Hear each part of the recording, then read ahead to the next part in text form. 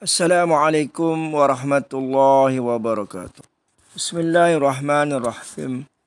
Alhamdulillahillazi ja'ala al-usur wal ayyam yudawiluha bainan nas.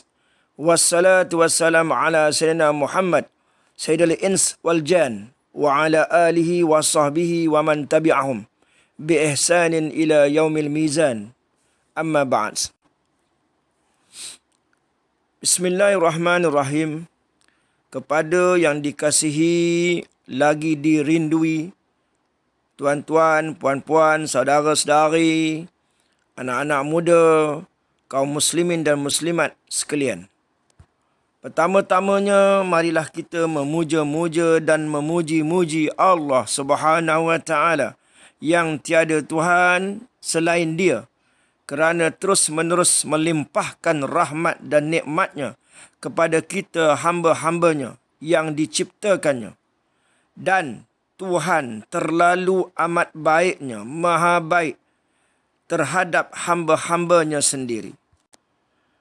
Dengan apalah kami sebagai hamba Engkau, ya Allah, dapat melahirkan rasa syukur yang teramat sangat ini. Ya Allah, sesungguhnya hidup dan mati kami ini hanyalah untuk-Mu.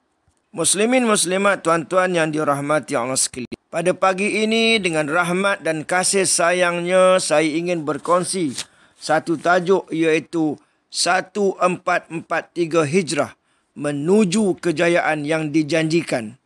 Dan adakah pada tahun ini 1443 Hijrah atau 144 Hijrah, iaitu pada tahun hadapan, kita akan menikmati kemenangan dan kejayaan seperti mana yang Allah Subhanahu wa Ta'ala janjikan. Muslimin, muslimat, tuan-tuan, para hadirin hadirat, para pendengar yang dirahmati Allah sekalian. Kita direzekikan oleh Allah Subhanahu wa Ta'ala dapat merayakan tahun baru Hijrah 1443. Ini suatu tuah yang besar artinya buat kita. Marilah insya-Allah kita bersama dengan penuh kesyukuran dan gembira menyambut ketibaan tahun baru ini bersama dengan keluarga, sama dengan sanak saudara se-Islam di mana sahaja kita berada. Untuk makluman semua, saudara-saudara dan anak-anak muda sekalian, para pendengar sekalian, bahawa tahun Hijrah ini sejarahnya bermula bila mana Rasulullah sallallahu alaihi wasallam keluar dari Mekah untuk berhijrah ke Madinah. Dan di waktu itu dunia menyaksikan detik-detik awal bagi kejayaan perjuangan kebenaran. Ia berlalu secara penuh kontroversi, tetapi aman damai menuju kemenangan yang agung yang tidak mungkin padam dari lembaran sejarah. Saya ulang untuk kali yang kedua. Ia berlalu secara penuh kontroversi, tetapi aman damai menuju kemenangan yang agung yang tidak mungkin padam dari lembaran sejarah. Sejarah akan kembali berulang, di mana pejuang-pejuang kebenaran akan diberi kemenangan, mendapat redha Allah Subhanahu wa Ta'ala. Tetapi sama seperti mana sejarah Nabi sallallahu alaihi wasallam, di mana hijrahnya Nabi daripada Mekah ke Madinah, yang saya bagi tahu tadi penuh dengan kontroversi, tetapi aman damai. Tunggulah saatnya, insya-Allah. Demikianlah sunnatullah. Bulan Muharram ini adalah lambang perjuangan dan kemenangan untuk Islam. Ia terpilih untuk menjadi bulan pembukaan bagi tahun-tahun baru Islam. Dan di dalamnya sering berlaku segala macam peristiwa agung dan kemenangan besar buat umat Islam. Dengar molek-molek ayat ini. Tidaklah di setiap Muharram, tetapi bila adanya peristiwa perjuangan dan kemenangan yang besar-besar, biasanya ia berlaku di bulan Muharram.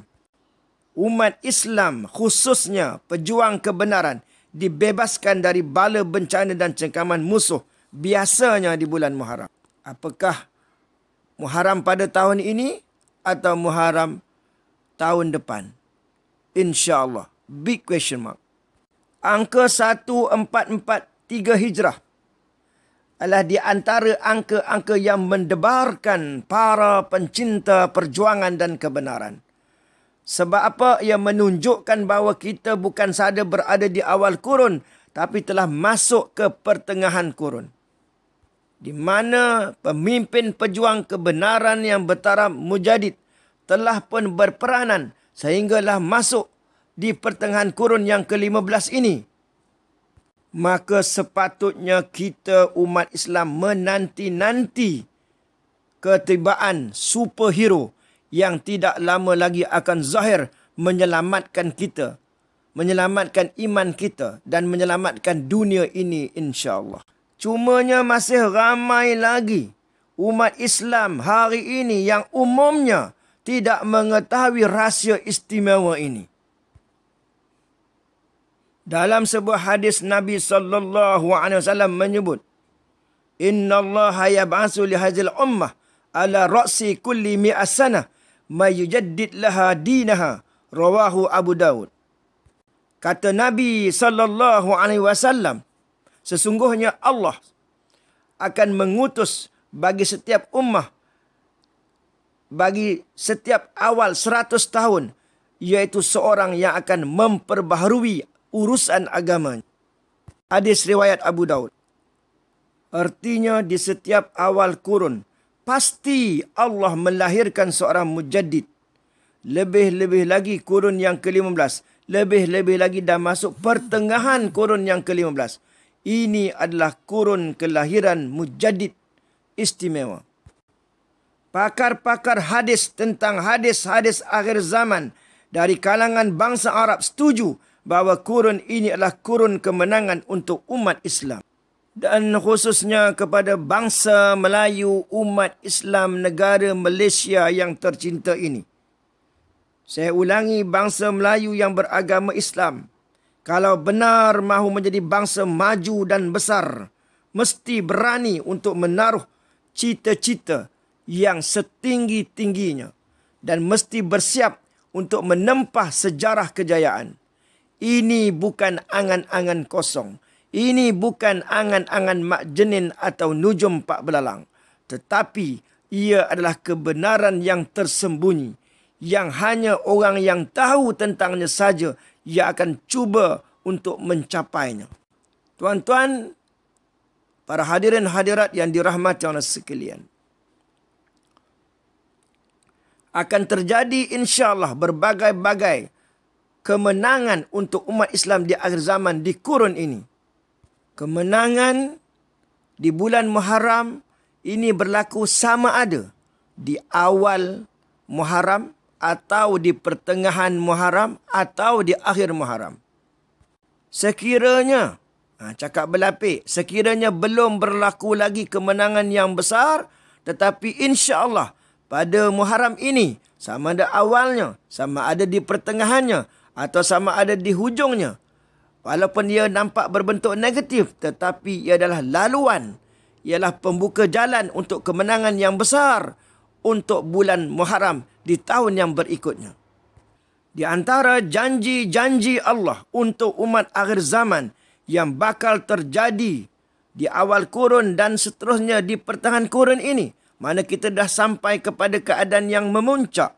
Yang pertama, kelahiran 3 orang pemimpin kebenaran untuk menegakkan kebenaran, iaitu di peringkat daulah dan ummah seterusnya.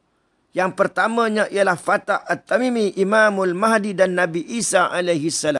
Untuk makluman kita bersama, pejuang-pejuang kebenaran akhir zaman, mereka-mereka ini sangat cinta dan rindu kepada Rasulullah sallallahu alaihi wasallam. Sedangkan Rasulullah sallallahu alaihi wasallam sudah pun wafat lebih dari 1400 tahun. Mereka inilah disebut sebagai saudara ataupun ikhwan Rasulullah di dalam hadis Nabi sallallahu alaihi wasallam. Daripada Ibnu Umar, dia berkata, Rasulullah sallallahu alaihi wasallam ditanya, katanya, apakah ada mereka yang beriman kepada kamu sedangkan mereka tidak pernah melihat kamu dan membenarkan ajaran kamu sedangkan mereka tidak pernah melihat kamu? Baginda menjawab, mereka itu adalah ikhwanku, mereka bersamaku. Beruntunglah mereka yang melihatku dan beriman denganku, dan beruntung juga mereka yang beriman denganku sedangkan mereka tidak pernah melihatku. Diulangnya sebanyak 3 kali. Dan daripada Anas dia berkata, Rasulullah SAW bersabda, aku merindui untuk bertemu dengan ikhwanku. Lalu sahabat bertanya, tidakkah kami ni ikhwanmu? Sabda Nabi SAW, kamu adalah sahabatku, akan tetapi ikhwanku, mereka yang beriman denganku walaupun mereka tidak pernah melihatku. Kepada pemimpin kebenaran yang dijanjikan, artinya gelarannya diisyaratkan, disebut dalam hadis Nabi SAW. Juga dijanjikan 313 orang pembantu yang bertakwa bertaraf wali.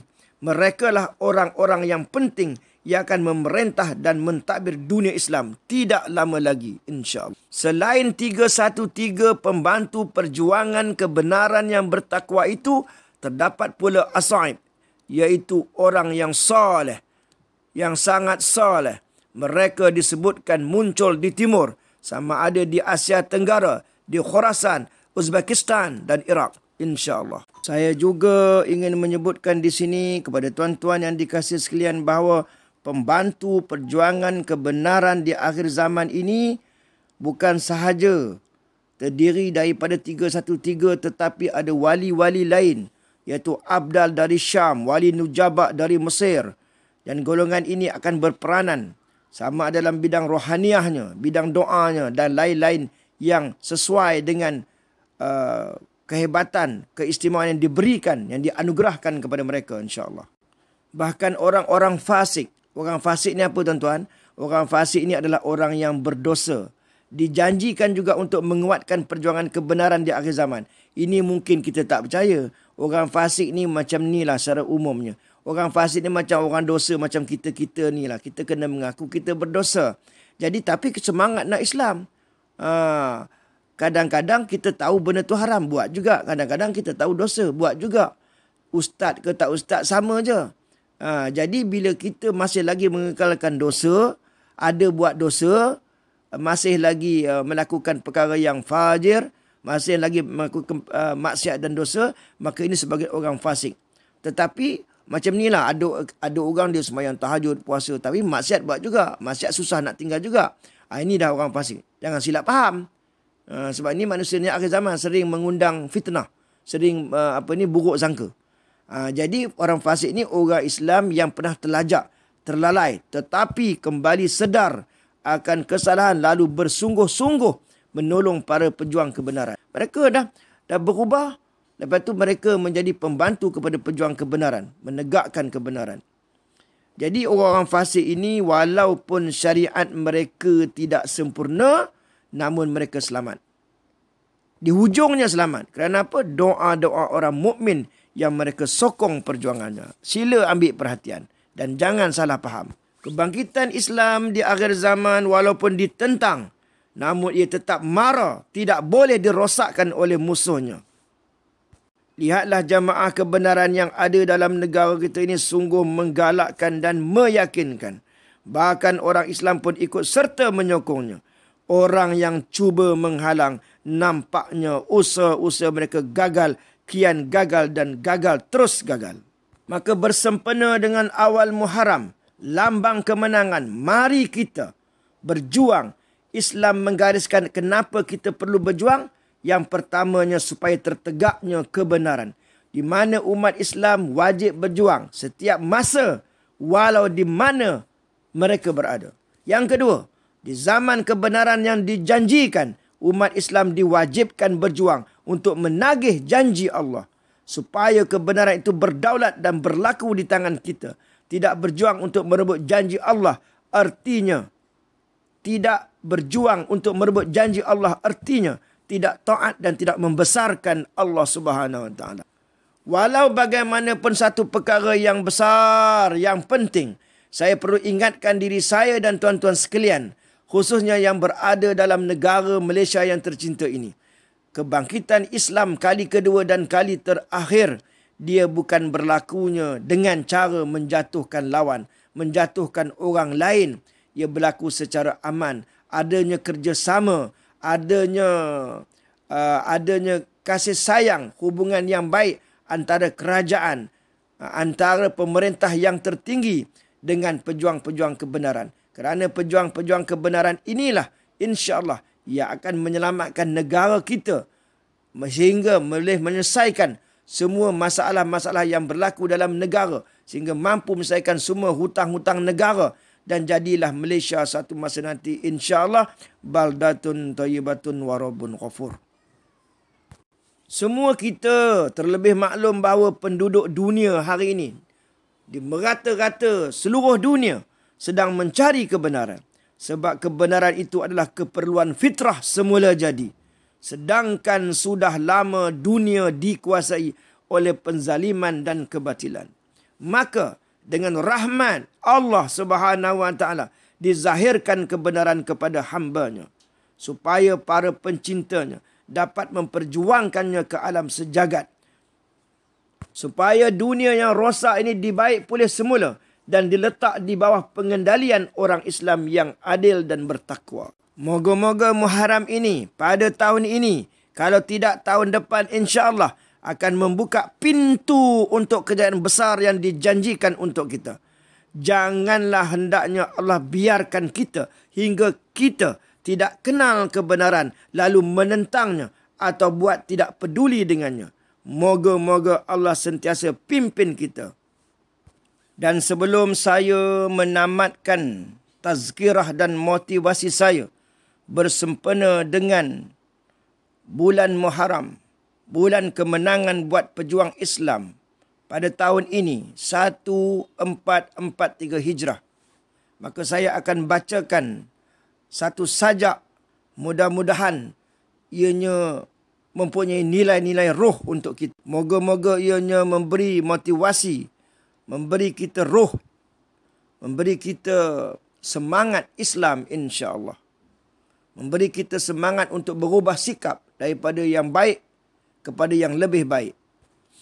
Tahun baru Islam Tuhan pilih bulan Muharram kerana di dalamnya berlaku beberapa peristiwa besar di dalam sejarah Islam untuk dikenang dan menjadi pengajaran. Diharamkan peperangan di bulan ini kecuali musuh mengundang. Tahun baru Islam diambil sempena hijrah Rasul ke Madinah mencari tapak Islam. Muharram telah menimpa sejarah gemilang bagi pejuang-pejuang Tuhan dan pejuang-pejuang kebenaran. Mereka diberi kemenangan besar di bulan Muharram yang patut dikenang. Kemenangan-kemenangan kecil berlaku juga tetapi di luar Muharram. Tapi ingat, bukan setiap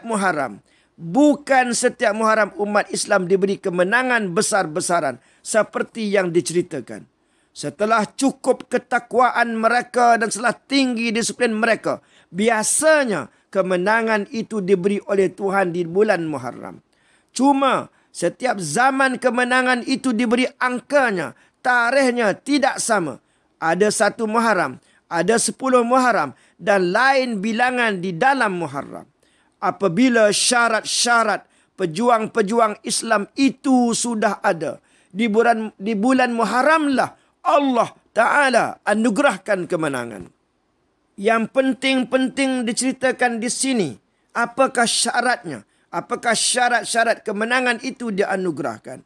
Untuk panduan para pejuang setiap zaman, syarat-syarat penting diketahui untuk diusahakan. Yang pertama, adanya, yakni telah ada pemimpin yang ditunjuk oleh Tuhan, yakni yang diisyaratkan oleh Tuhan melalui hadis Nabi sallallahu alaihi wasallam.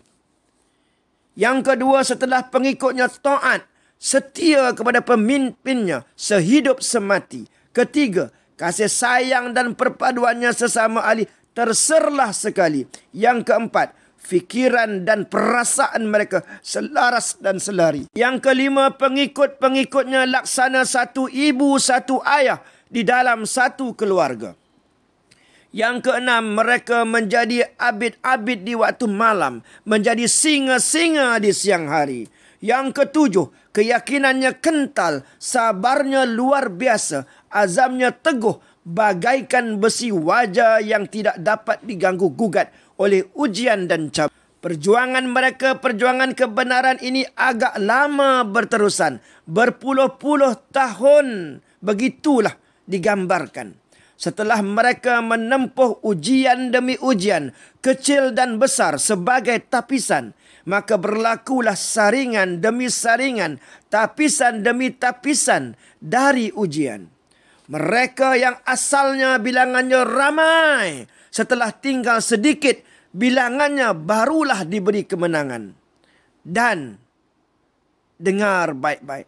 Kalau pejuang-pejuang Islam diberi kemenangan setelah ramai bilangannya, natijahnya serupalah macam orang kafir diberi kemenangan.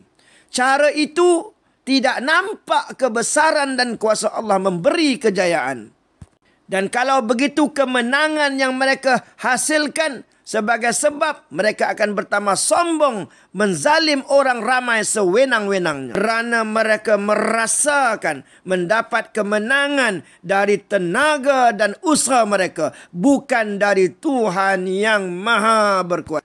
Begitulah gambaran secara umum parti Allah, jamaah kebenaran, pejuang kebenaran, diberi kemenangan di dalam sejarah Islam. Bulan Muharramlah kemenangan besar-besaran itu.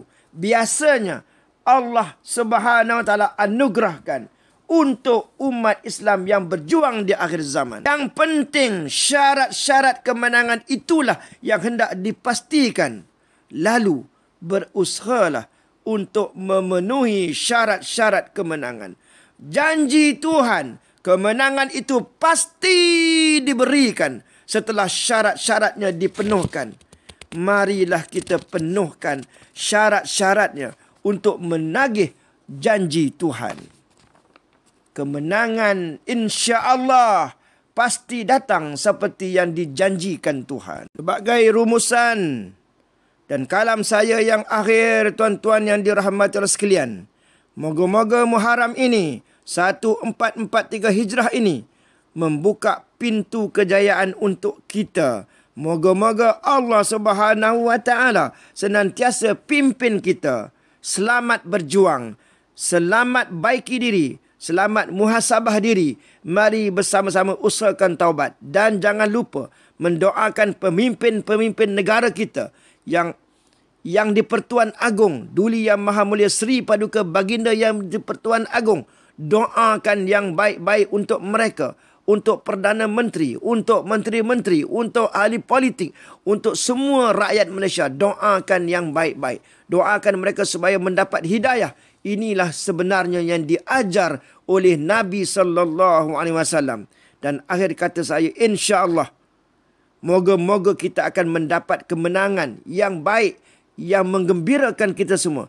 Kalau tidak tahun ini, insya-Allah tahun depan boleh jadi. Wabillahi taufiq wal hidayah. Assalamualaikum warahmatullahi wabarakatuh.